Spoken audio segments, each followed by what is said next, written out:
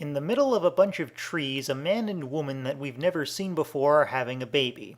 Afterwards, the woman starts bleeding, and as the man tries to get help, it's revealed that what we were supposed to think was the island is actually near Portland, Oregon. And just like the episode fittingly titled Not in Portland, this required some bald-faced cheating by the production staff, as there's nothing like what we're seeing in that area. Nice. They're helped by a couple named Horace and Olivia. Horace is played by Doug Hutchison, a man who married a 16-year-old girl at age 51, and you better believe I plan on bringing that up every time he appears. And despite what little they can do, the woman dies right after naming her baby, Benjamin Linus. It turns out Horace and Olivia work for the Dharma Initiative, and eventually they get Ben's father Roger a job on the island. And man, is it uncomfortable watching Doug Hutchison pawing at this poor kid knowing what happened.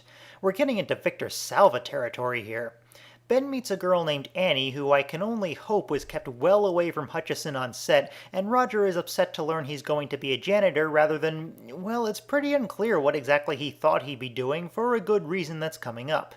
But first we have a scene where we learn there's a dormant volcano on the island. This will never pay off. Then there's an attack by the others, or the hostiles as Dharma calls them.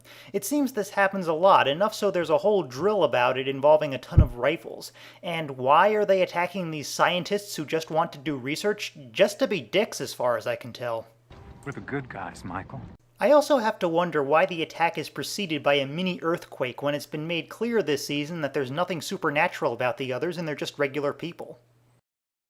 Roger is pretty upset to find out that working on the island involves being shot at, while Ben briefly sees his mother looking through his window. We can assume this is actually Hillary, but damn if I can figure out why. There's some more of Ben and Annie bonding, and then it's time to find out why Roger's been such a vague character. It's your birthday. Sorry, I forgot. It's kind of hard to celebrate on the day you killed your mom. Because he's not a character. He's just the latest evil flashback straw man. Yes, after giving Jack, Kate, Sawyer, Locke, Charlie, Son, Claire, Hurley, Aaron, and Penny shitty fathers, they decided to pull it on us again.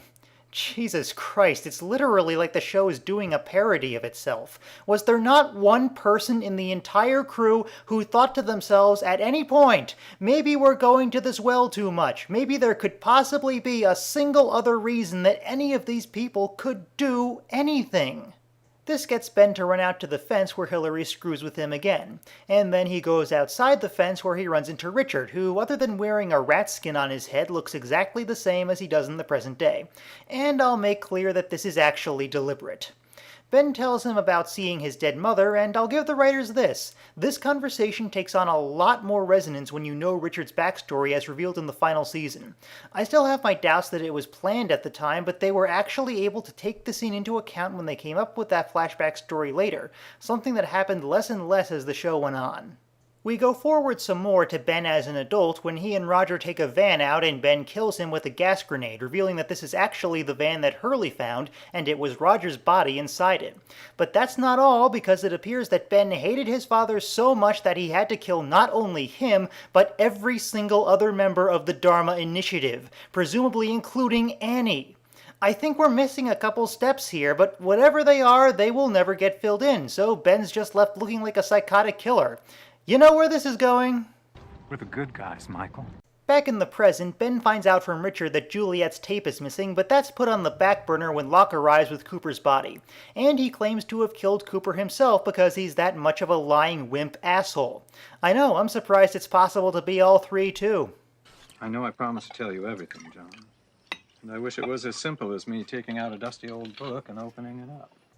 Yeah, it kind of is that simple. The only way it's not that simple is if you don't know what's going on either. We'll actually find out that's true, but Ben doesn't know that at this point, so yeah, this is complete bullshit. He says he's not the leader of the others, and it's actually a guy named Jacob who only ever talks to Ben, and he just acts so offended when Locke actually questions that statement, as if it's completely inconceivable that he could lie about something. Oh, and he also says in the same scene that he was born on the island, just like he said to Jack, when we just saw that isn't true, so this is particularly rich. Sawyer gets back to the camp and immediately goes to Saeed. It's about time he got this popular. Mikhail makes it back to the others and explains how he survived. And what's the explanation they came up with for this? I'm fortunate the pylons were not set to a lethal level. Right. What did that take you? A good 2 seconds? And this is the last we'll hear about them having a non-lethal level, too. He tells Ben about Naomi, but before they can deal with that, Locke shouts to everyone that Ben is going to take him to see Jacob.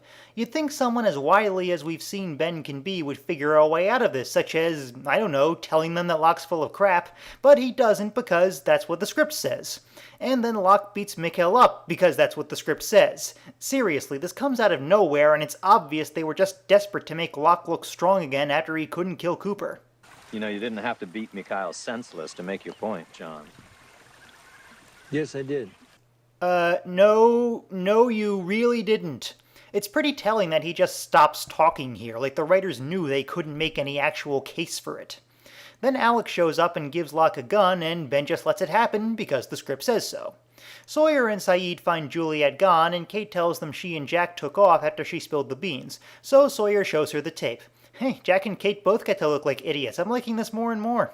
Saeed reveals Naomi to the whole camp along with Juliet's tape. That's when Jack and Juliet get back, and oh boy, here it comes, the moment we've been waiting for when Jack is forced to realize he was actually wrong about something. Except this happens instead. The night I saw your baby on the ultrasound, I told Jack what they were making me do.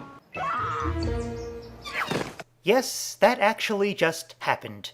After building up to this for weeks, they completely wimped out and made Jack the perfect hero again, revealing that he knew about Juliet. Except no, he didn't. He only found out after Sun's ultrasound, meaning there were still a couple days there when he was vouching for an enemy agent, and yet no one brings this up. And that's not even the worst part, because here's his excuse for why he didn't tell anyone else. Because I hadn't decided what to do about it yet. Because that's all that matters, isn't it? What you want to do. It never even crossed your mind that anyone else had a right to know about this for reasons that have nothing to do with you. Our hero, ladies and gentlemen. Ben takes Locke to a log cabin and tells him to turn his flashlight off. Jacob feels the same way about technology as you do. What? Was Locke supposed to be a Luddite this whole time or something? Because that really could have been more clear. Wanting to get in touch with nature on a walkabout doesn't exactly make you one of the elves from Star Trek Insurrection. Once they get inside, Ben starts talking to an empty chair, insisting that Jacob is in it. Locke naturally decides screw this, but then he hears a voice saying, "Help me." This leads to a plot contrivance that was already ridiculous and insulting by the time Roger Corman did it in the original Little Shop of Horrors. A person hears a voice that is completely different than the voice of the person they're talking to, and yet they still assume it can't be anyone but that person. At least it doesn't last long, as everything starts going to hell, and after they both run out it stops with a lantern fixing itself and a shot that makes it impossible to tell whether it was deliberate or a continuity error. Now, it is possible, with a little work, to make this scene fit into what we later learn about Jacob, but there's no way I'm buying that anyone involved with it had any idea at the time what they were doing. Ben takes Locke to a pit where the others dumped all the Dharma scientists who he blames for not being able to coexist with the others. Who was shooting at who again? This is the same bullshit as Desmond saying the survivors had killed more others than the other way around. You can't have someone take a punch in the face, then have them punch the person back, and then tell us the guy who threw the first punch is the hero. We need more backstory to make that work, like saying it was Dharma who first attacked the others, and we don't get that here, nor will we ever. Then Ben shoots Locke and leaves him to die, and man have I been waiting a long time to say this.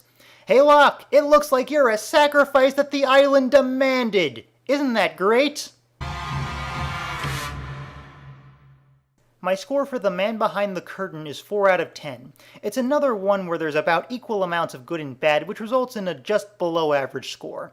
Though I was tempted to give it a 1 since the reveal about Jack is just that much of a punch in the face. Ultimately, its biggest contribution is to make it clear that the others and the Dharma Initiative were two separate groups, which was pretty vague until now. But in so doing, it portrays Ben as even more evil than he seemed already, and the attempt to excuse it all by saying he had a crap father is laughably inadequate, even more so than all the other times they did this exact same story. The scene in the cabin is also just off-putting, as it's clearly the result of the production team having no idea who or what Jacob was, so they didn't want to commit themselves to anything. And this would continue a bit longer before it got better.